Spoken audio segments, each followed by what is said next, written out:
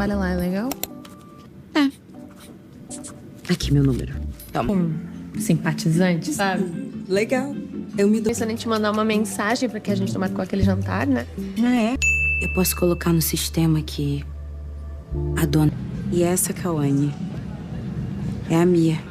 Today I'm here to share with you all Trago Seu Amor 2025. It's actually a Brazilian fantasy romantic comedy centered on Mia, a self-centered young witch whose magical kiss forces people to either fall in love with her or unite with their most recent lost interest. So this is basically, the whole plot of the movie, which is around 1 hour and, if I'm not mistaken, 1 hour and a half long. This movie have been going around, a lot recently, and I've actually had the opportunity to watch it. And to be honest, I really like the plot. It's very simple, it's very straightforward, and yes, it does have a happy ending. So today I'm here to share with you all the story of Rene and Mia in the movie called Trago, de Amor. So we will be breaking down everything that happened between the two. And if you guys are also interested, I will highly recommend watching it, because me personally, I would 100% rate it a strong 7.5 out of a 10. Basically, the core conflict begins when a client named Yuri arrives, heartbroken over his recent breakup with Rene. Yuri hires Mia to cast a signature love spell to win Rene back. Obviously, instead of Yuri and Rene, finding their way back to each other through, in this case, Mia's help, Mia unexpectedly falls deeply in love with Rene, who is also a young witch, familiar with the ways of magic. Obviously, at the beginning, you can see that Mia, she was just very driven towards Rene because she felt like Rene was a challenge. She wasn't a person who made it for her easy. She wasn't a person who also didn't show no interest in her, because the way that two met at the beginning, you can see that, that they definitely didn't get along. But obviously, after, Rene's, in this case, lover, ex-boyfriend reached out to Mia to ask for help, Mia basically told him, hey, in order for me to help you, I will have to kiss her, and I just wanted to know. And he was willing to pay double, triple the money in order to get the spell cast on, in this case, Rene, so that he can get back with her. Obviously, through the process on Mia trying to get her job done, she actually ends up finding out that Rene is also a witch, and that they, in this case, they actually have something in common, but she couldn't, actually also figure out what type of power does Rene have. She couldn't figure out what was her powers, what could she do, because in this case, Mia's power is to catch spells of love and reattraction, and she was like, what was Rene's power? Because there was something about Rene that she could not unveil what it really was. But obviously, Rene, she also works for this department, this company that's actually against illegal spells and illegal selling of spells, or like the type of job that Mia basically does. So it's kind of they are a mismatch. They're not supposed to be together, they're not supposed to like each other. But later, obviously, as Mia and Rene, they start to get closer to one another, they start to, in this case, go out on dates.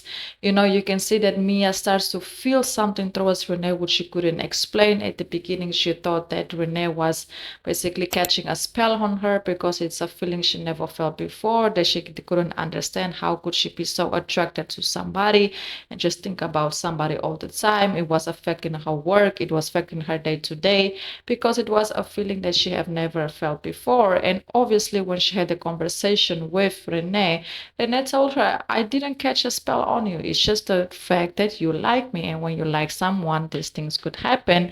And this was also like a situation, because, she was basically denying her feelings. But obviously, everything went from good to bad. Later on, you can see that Mia's best friend ended up having a conversation with Yuri, Rene's ex, and basically gave him the self-confidence to realize that he's not supposed to pay somebody, in order to love them. And he finally stopped being so submissive, and he went to apologize, in this case, to Rene, and also asking Mia not to go through with the whole deal. Obviously, that conversation didn't went well because when Rene actually ended up finding out, that Mia was paid by her ex to basically, seduce to get her back, she wasn't very happy with that.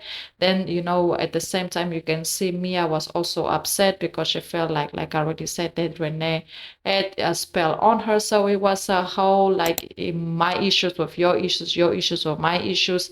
But later on, you can see that actually Rene, she ends up reaching out to Mia to basically close her business because she wanted the one to do that. And later on, Mia basically told her, you could have sent somebody else. Why did you come? He said, because if somebody else would come, you probably would be in prison right now. So maybe me coming here is your best luck. So you can say like they kind of did fall out with one another. And it's another thing I also have to mention, that you can see that Renee had this very big offer to actually go to London and to relocate. She was hesitating if she wants to go, if she didn't want to go. So by the end of the movie, because of everything that happened with her ex, with her job, with her not wanting to be there anymore, everything that happened with Mia, you can basically say that she have decided to relocate and to go on this new life venture.